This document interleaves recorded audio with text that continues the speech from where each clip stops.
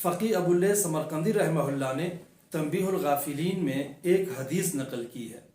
اس حدیث کی سندی تحقیق تو نہیں ہے کیونکہ اس کتاب پہ کوئی زیادہ تحقیقی کام ہوا نہیں ہے۔ بظاہر اس حدیث میں اگر ضعف بھی ہو تو چونکہ اعمال کے سلسلے میں ضعیف احادیث بھی چل جاتی ہیں، اس لیے گنجائش ہے۔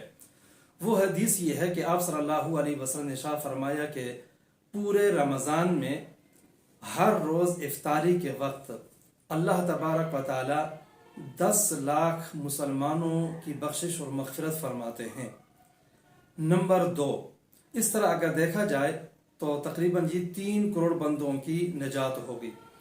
نمبر 2، آپ صلی اللہ علیہ وسلم نے ارشاد فرمایا کہ رمضان کے جو شب جمعہ اور جمعہ ہے، اس کی ہر گھڑی میں، ہر گھنٹے میں 10 لاکھ مسلمانوں کی بخشش اور مغفرت ہوتی ہے۔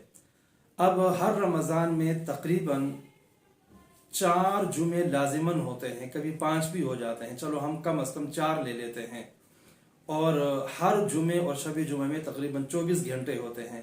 اس طرح یہ 96 گھنٹے ہو گئے، اور یوں ان کو 10 سے ضرب دیں تو یہ بن جائے گا 9 کروڑ 60 لاکھ۔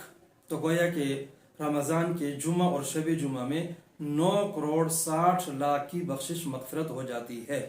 تیسری بات، آپ صلی اللہ علیہ وسلم سے یہ منقول ہے، آپ نے فرمایا کہ جو رمضان کا آخری روزہ ہے، اس روزے میں شروع رمضان سے لے کر اب تک افطاری کے وقت اور جمعہ اور شب جمعہ میں جتنے بندوں کی بخشش اور مغفرت ہوئی ہے، اس ایک دن میں اتنے بندوں کی مزید بخشش و مغفرت ہو جاتی ہے، یعنی 9 کروڑ اور 60 لاکھ۔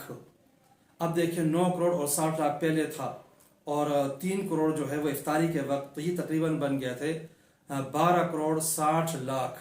اب اس کو ڈبل کریں تو یہ 25 کروڑ 20 لاکھ ہو گئے۔ تو گویا کہ رمضان المبارک کی برکت سے اللہ تبارک و تعالی ایک رمضان میں 25 کروڑ 20 لاکھ بندوں کی، مسلمانوں کی بخشش اور مغفرت فرما دیتے ہیں۔